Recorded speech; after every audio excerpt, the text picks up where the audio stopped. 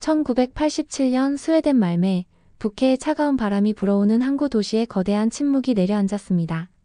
한때 북유럽 최대 조선소였던 코스 조선소의 마지막 배가 진수대를 떠나며 수천 명의 노동자들이 일자리를 잃었어요. 그들이 남겨둔 것은 녹슬어가는 설비들과 하늘을 찌를 듯 솟아오른 거대한 크레인 하나였습니다. 그 크레인의 이름은 골리앗이었어요. 높이 138m, 1,500톤을 들어 올릴 수 있는 괴물 같은 기계였죠.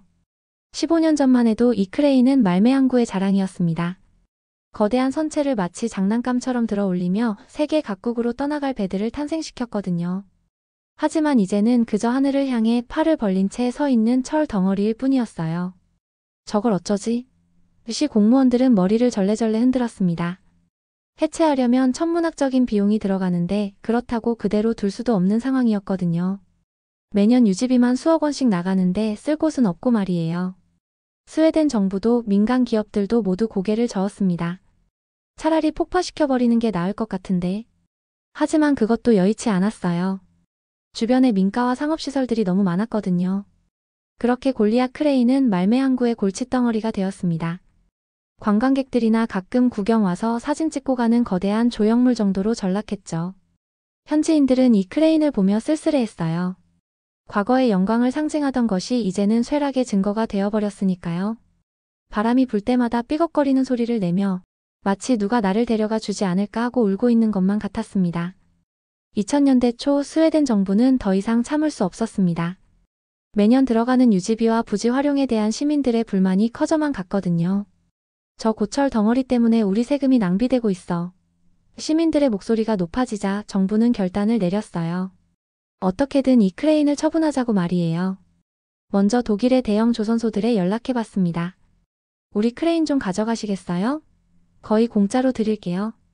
하지만 돌아온 답변은 차갑기만 했어요. 운송비만 수십억 원인데 굳이 중고 크레인을 가져갈 이유가 있나요? 독일 회사 관계자의 말이었죠. 프랑스, 네덜란드, 영국까지 알아봤지만 반응은 똑같았습니다. 모두들 신품 크레인을 사는 게 낫다며 관심을 보이지 않았어요. 그럼 해체업체에라도 팔자. 스웨덴 관리들은 마지막 희망을 걸고 고철 업체들을 찾아다녔습니다. 하지만 여기서도 난관에 부딪혔어요. 저걸 해체하는 데만 100억 원은 들어갈 텐데 고철값으로는 10억 원도 못 받을 것 같은데요? 업체들은 계산기를 두드리더니 모두 고개를 저었습니다. 너무나 거대해서 해체 비용이 고철 가치를 훨씬 웃돌았거든요. 절망적인 상황이었습니다. 팔자니 사려는 사람이 없고 버리자니 돈이 더 들어가고. 스웨덴 언론들도 이 크레인을 두고 21세기 가장 비싼 고철 덩어리라며 조롱하기 시작했어요. 정부 관계자들은 매일 회의를 열며 머리를 싸맸습니다. 이것보다 더 골치 아픈 일이 또 있을까? 그들은 한숨만 내쉬었죠. 그런데 바로 그때 예상치 못한 곳에서 연락이 왔습니다. 2002년 어느 추운 겨울날 스웨덴 정부 산업부에 한 통의 팩스가 도착했습니다. 발신자는 대한민국 울산에 있는 현대중공업이었어요. 담당 공무원은 처음에 장난인 줄 알았습니다. 한국에서 크레인을 사겠다고? 그는 동료에게 팩스를 보여주며 웃었죠. 이거 진짜인가요? 하지만 며칠 뒤 정식 공문이 도착했고 이어서 한국인 엔지니어들이 직접 말매를 찾아왔습니다. 김철수 부장과 이영호 과장 그리고 박민수 대리까지 총 3명의 조사팀이었어요. 이들은 골리앗 크레인을 보자마자 눈이 반짝였습니다. 스웨덴 사람들이 골칫덩어리로 여기는 이 거대한 기계에서 뭔가 다른 걸 본 거였죠. 이거 정말 대단한 크레인이네요. 김철수 부장이 크레인을 올려다보며 감탄했습니다. 동행한 스웨덴 공무원 올스는 의아해했어요. 대단하긴 뭐가 대단해요? 그냥 낡은 고철 덩어리인데. 하지만 김 부장의 눈은 이미 다른 곳을 보고 있었습니다. 그는 크레인의 구조를 살펴보며 계속 중얼거렸어요. 1,500톤. 138m. 이 정도면. 한국 조사팀은 사흘 동안 크레인을 샅샅이 살펴봤습니다. 볼트 하나, 와이어 한 가닥까지 전부 점검했어요. 올스는 그들의 모습을 보며 고개를 갸웃했습니다. 저렇게까지 자세히 봐야 하나? 어차피 고철인데? 하지만 한국인들은 진지했어요. 마치 보물을 발견한 사람들처럼 말이죠. 조사가 끝나고 김철수 부장이 올슨에게 말했습니다. 우리가 이 크레인을 사고 싶습니다. 올슨은 귀를 의심했어요. 정말로요? 운송비만 해도. 돈은 걱정하지 마세요. 우리가 다 처리할게요. 김 부장의 말에 올스는 더욱 당황했습니다. 15년간 아무도 거들떠보지 않던 고철 덩어리를 한국 사람들이 사겠다고 나선 거였어요. 협상 테이블에 앉은 순간 스웨덴 측은 당황했습니다. 현대중공업에서 제시한 구매가는 고작 $1였거든요. 장난하시는 건가요? 올슨이 물었지만 김철수 부장은 진지했어요. 대신 해체비와 운송비는 저희가 모두 부담합니다. 총 30억 원 정도 예상하고 있어요. 스웨덴 정부 관계자들은 급하게 회의를 열었습니다. $1라니. 이게 말이 되나? 하지만 계산해보니 나쁘지 않았어요. 어차피 해체하려면 100억 원은 들어갔을 텐데 이제 그 돈을 아낄 수 있게 된 거였으니까요. 그냥 주자. 어차피 우리한테는 골칫덩어리잖아. 소식이 알려지자 스웨덴 언론들이 들썩였습니다. 15년간 골칫덩어리였던 크레인, 한국에 $1에 팔렸다는 기사가 일면을 장식했어요. 시민들의 반응은 엇갈렸습니다. 드디어 저 고철 덩어리가 사라지는구나 하며 좋아하는 사람들이 있는 반면 우리 역사의 상징인데 이렇게 헐값에 팔아도 되나 하고 아쉬워하는 사람들도 있었거든요. 독일 언론들은 더욱 매서웠습니다. 한국이 스웨덴의 고철을 가져가는 이유를 모르겠다며 비아냥거렸어요. 프랑스 조선업계 전문가는 한국인들이 돈을 낭비하고 있다고 평했습니다. 영국의 한 산업 전문지는 쓸모없는 중고 크레인에 30억 원을 쓰다니 한국의 판단력을 의심하게 된다는 칼럼을 실었어요. 하지만 현대중공업 사람들은 개의치 않았습니다. 김철수 부장은 동료들에게 말했어요. 저들은 이 크레인의 진짜 가치를 모르고 있어. 우리만의 계획이 있으니까 걱정하지 마. 그의 눈에는 확신이 차 있었습니다.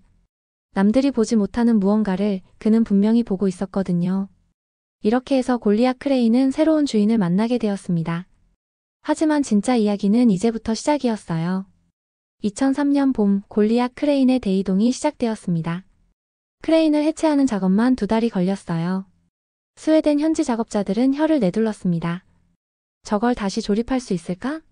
하지만 한국에서 온 기술자들은 차근차근 모든 부품의 번호를 매기고 도면을 그렸어요. 마치 거대한 레고 블록을 분해하는 것처럼 말이죠. 해체된 크레인 부품들은 대형 화물선 5척에 나누어 실렸습니다. 무게만 1만 톤이 넘었어요. 말매 시민들은 항구에 나와 이 광경을 지켜봤습니다. 정말 저게 다 한국으로 가는구나. 어떤 할아버지는 눈물을 흘리기도 했어요. 자신이 젊었을 때 일했던 조선소의 마지막 상징이 떠나가는 모습이 서글펐던 거죠. 1달 반의 항해 끝에 크레인 부품들이 울산항에 도착했습니다. 하지만 여기서 예상치 못한 문제가 발생했어요. 현대중공업 직원들조차 이걸 정말 조립할 수 있을까? 하고 의심하기 시작한 거였습니다. 부품이 너무 많고 복잡했거든요.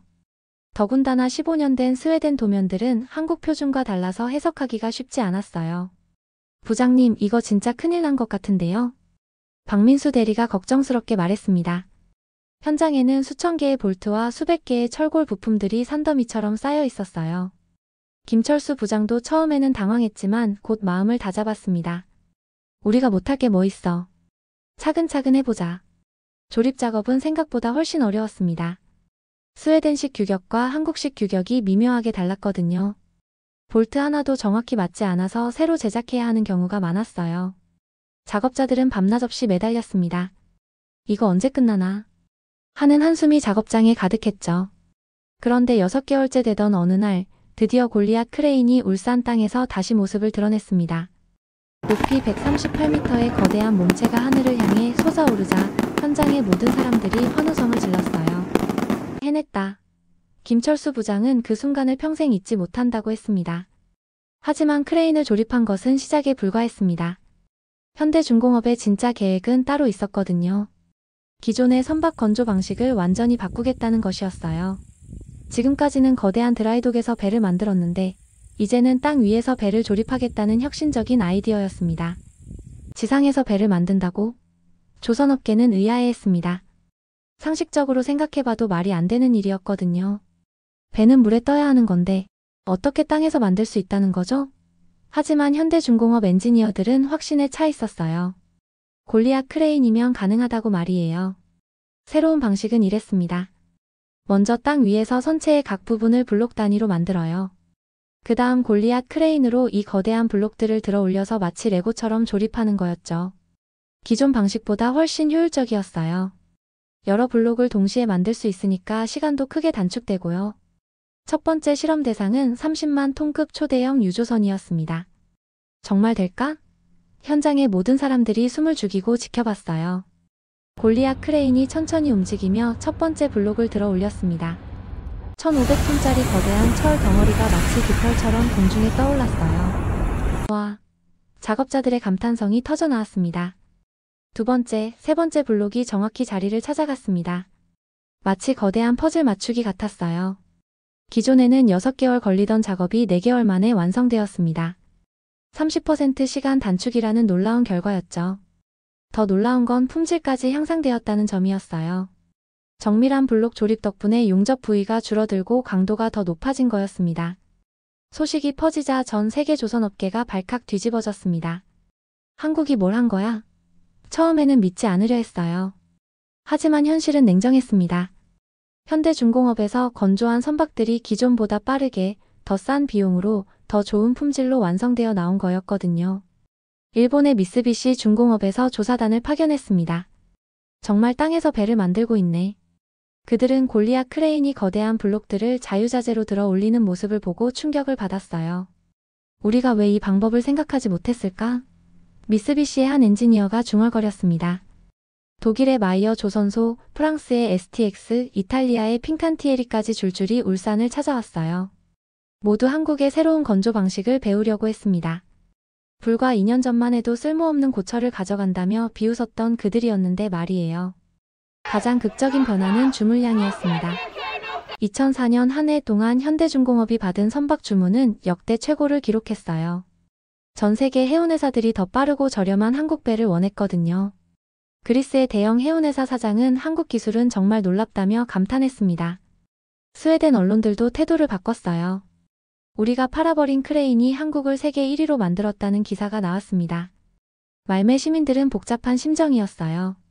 자신들이 골칫덩어리로 여겼던 게 이렇게 큰 역할을 하게 될 줄은 몰랐거든요. 김철수 부장은 기자들에게 말했습니다. 우리는 처음부터 이 크레인의 가능성을 봤어요. 남들이 고철이라고 할 때도 말이죠. 2005년 현대중공업은 마침내 세계 1위 조선소가 되었습니다. 단 3년 만에 일본을 제치고 정상에 오른 거였어요. 그 중심에는 골리앗 크레인이 있었습니다. 스웨덴에서 $1에 사온 이 거대한 기계가 한국 조선업의 운명을 바꿔놓은 거였죠. 울산 현대중공업 야드는 이제 전 세계에서 가장 주목받는 조선소가 되었어요. 매일같이 각국의 정부 관계자들과 기업인들이 견학을 왔습니다. 그들은 모두 골리앗 크레인을 올려다보며 감탄했어요. 저게 바로 그 유명한 크레인이구나. 가장 뜨거운 반응을 보인 건 50대 이상의 중장년층이었습니다. 그들에게는 특별한 의미가 있었거든요. 일본에 뒤져있던 한국이 마침내 세계 최고가 된 순간을 목격한 거였으니까요. 우리도 해낼 수 있구나 하는 자부심이 온 국민의 가슴을 뜨겁게 만들었어요. 박정수 할아버지는 손자에게 말했습니다. 저 크레인 보이냐? 저게 바로 한국인의 정신이야. 남들이 쓰레기라고 버린 걸 가져다가 세계 최고로 만들어내는 건 말이다. 손자는 고개를 끄덕이며 골리앗 크레인을 바라봤어요. 현대중공업은 골리앗 크레인의 성공에 힘입어 더 많은 대형 크레인들을 도입했습니다. 하지만 여전히 골리앗이 가장 특별했어요. 한국 조선업 부활의 상징이었거든요. 크레인 옆에는 작은 기념판이 세워졌습니다. $1의 기적 마이너스 2002년 스웨덴에서 시작된 대한민국의 꿈이라고 적혀 있었어요. 이제 골리앗 크레인은 단순한 건설 장비를 넘어서 희망의 상징이 되었습니다. 절망적인 상황에서도 포기하지 않고 기회를 찾아내는 한국인의 정신을 보여주는 산증인이었어요.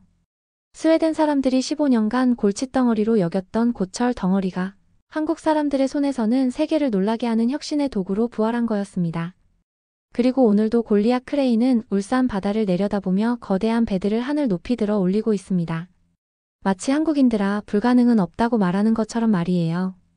$1짜리 고철이 만들어낸 기적, 그것이 바로 우리가 살고 있는 이 시대의 진짜 이야기입니다.